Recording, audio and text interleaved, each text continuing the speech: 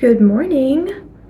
We're gonna do my go-to summer makeup. While I do my makeup, I wanted to talk about some of the things that I've been enjoying lately. It's the beginning of July. It's so hot outside. It's like 95 degrees every day. And I'm a summer baby, I'm a Leo baby, and I love summer, but sometimes it does reach a peak in July where I'm just like, I can't do this anymore. It's entirely too hot. A lot of people love and hate this product. I bought it, kind of hated it, and have come around to it, to be honest. This year has brought me pretty much every major change that I could have imagined. I had a lateral job move where I got the job that I really wanted, and so that was such a positive start to the year. Then I adopted a cat. I also changed my hair color, which kind of changed my whole look. I actually used to have really light brown hair, and it kind of washed my face out because my face and my skin were so similar. The warm tone of my natural hair was not complementing the cool tone of my skin. So I did this like more ashy brown black. Also recently got a keratin hair treatment, which also kind of changed my life because I no longer have to like aggressively style my hair or really do anything with it. I can kind of just let it air dry, wake up and go, which is legitimately so life-changing for me. Like I can't even. I've kind of had a complicated relationship with my hair texture, being a mix of curly and wavy and flat. So much better. Now this just like has a little wave to it, but nothing crazy. Also started a YouTube channel for fun, just to document my life, like working at a museum and doing creative hobbies and living my life. It's been so fulfilling to like have all these changes, and I think, hear me out, I think that there's a lot of dialogue online right now, and has been for a while, about how eldest daughters are overachieving and will burn themselves out very easily. And I have to say, while this is true, this is not wrong, I actually think that like my ability to do multiple things at once, like have 5 pots on the burner at all times, you know, I think that's actually one of my greatest strengths.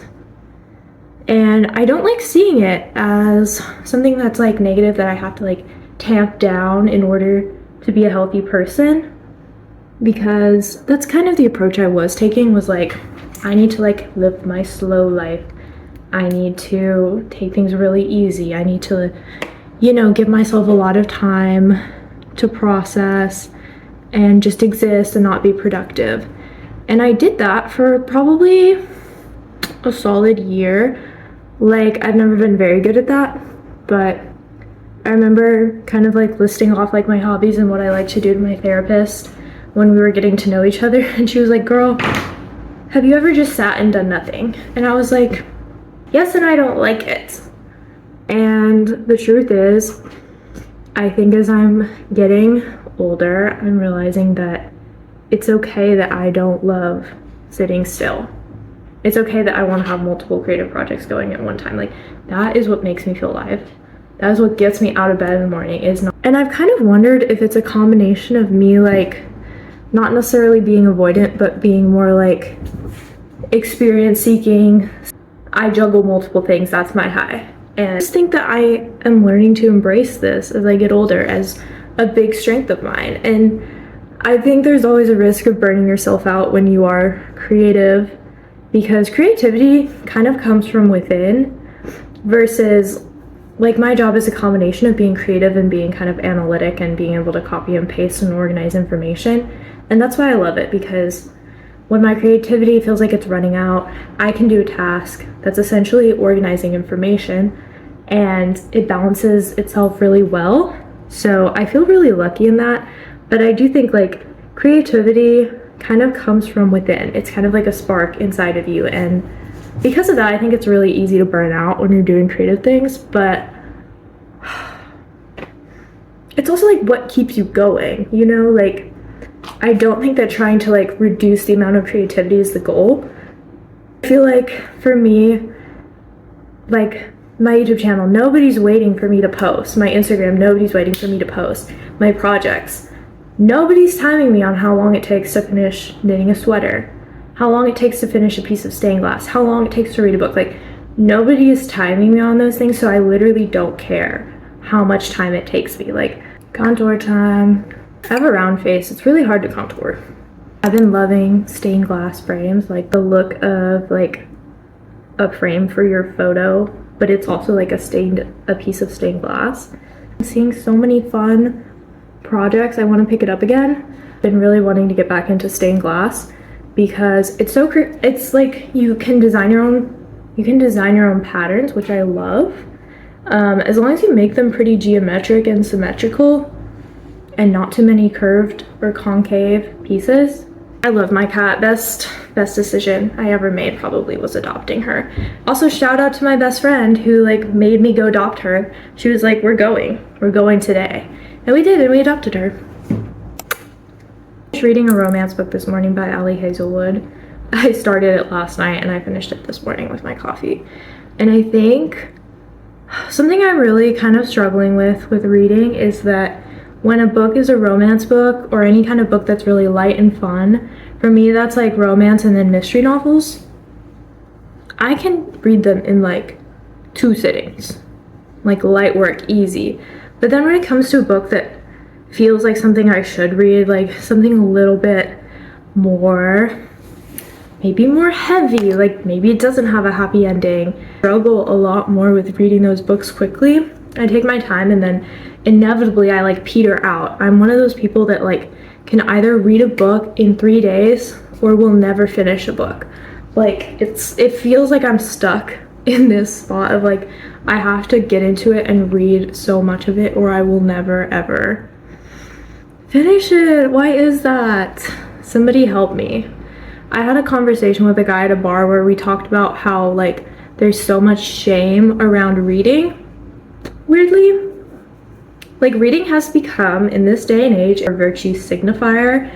Like if you walk around with a copy of Anna Karenina, you're better than most people. Like that's kind of how it feels. But I don't want to read it because I want people to think I'm smart. But also like that is kind of why I'd read it, you know? Like I would read it because I'd want people to think I'm sexy. Like I think books have become a sex symbol, which is a good thing. Like I'm not saying this is necessarily a bad thing. I just think we need to like remove the shame from it. Like it's not a bad thing if you read fun light books. You should be able to do both. I don't know. I guess what I'm saying is like I don't think that what you read should ever be like shameful. But I also think, yes, you should push yourself to read books outside of your comfort zone. You should push yourself to read books that are hard. Do hard things. Hard things are so good for your brain. And maybe one of my favorite new beauty things I've gotten. I did put a little brown eye pencil under. I'm also listening to East of Eden right now on audiobook. My like close friends at work, we're all kind of like listening to it together. So that's been, I don't know if fun is the right word because East of Eden is not like a fun book, but I've heard it's goated, so I gotta finish it. I'm still stuck in the beginning kind of part, or the beginning narrative storyline, so it's definitely grim. I'm definitely like kind of depressed by the book, but also enjoying reading it because it is very well written. Just think about how I am a 24-year-old woman working my big girl job, and I literally just get to like read books and make art and bake cookies and watch fun reality TV and read good books, I already said that, and do my makeup and like, I don't know, it's not something I ever take lightly, especially because of all the things that are happening around the world to women today. My grandma, who I love dearly, like we have a really close relationship, she was an RN in the 60s, and at that time she told me like that was kind of your only option was to become an RN or become a teacher if you were a woman. And anyway, my grandma wanted to be like an architect or an interior designer, but it wasn't an option. And she continued to be an RN for a while, and I do think she enjoyed it, but again, it's not something I take lightly. Like, just 2 generations later, I as a woman am able to essentially do whatever kind of job I want. I picked my job because I wanted it, and I want like a tiny bit more of sun kiss. If you have tiny lips, this fixed my tiny lips because it's a peel off lip liner and it lasts a really long time. Just overline your lips, it'll look great. Doesn't really show on camera super well, but it does leave like a nice natural looking lip liner. However, I'm gonna go in with another lip pencil. Okay, that's my makeup for the summer.